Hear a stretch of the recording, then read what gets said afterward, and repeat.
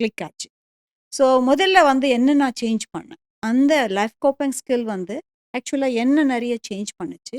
அதுக்கப்புறம் வந்து பிள்ளைகள படிக்க ஆரம்பிச்சேன். சைக்காலஜி படிச்சதுனால அதுங்க மனநிலைய அன்கண்டிஷனல் லவ்ல அவங்களுக்கு குடுத்து, அவங்கள வந்து வெளியில கொண்டு வர எனக்கு ரொம்ப ஹெல்ப்ஃபுல்லா இருந்தது. ஸோ இந்த நர்சிங்ல நான் வந்து ஏறக்குறைய நர்சிங்ல மட்டும் இல்ல, அந்த கம்யூனிட்டி காலேஜஸ் 25 வருஷமா வொர்க் பண்ணிட்டு இருந்தேன். 23 இயர்ஸா வந்து வேற இடத்துல வொர்க் பண்ணிட்டு இருந்தேன் ஒரு என்ஜிஓல. அதுக்கப்புறமா நம்ம வந்து வெளியில வந்தோம். வெளியில வந்த பிறகு நாம ஏன் சும்மா இருக்கணும்? அப்படிங்கிற ஒரு நோக்கம் இருந்துச்சு.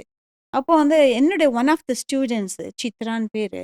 அவங்க வந்து மேடம் இவ்வளோதானா? என்ன வயசெல்லாம் ஒரு நம்பர். நீங்க உங்களுக்கு இருக்கிற டேலண்ட்டுக்கும், உங்களுக்கு இருக்கிற அந்த திறமைக்கும் நெறைய பேர வெளிய கொண்டு வர வேண்டாமா?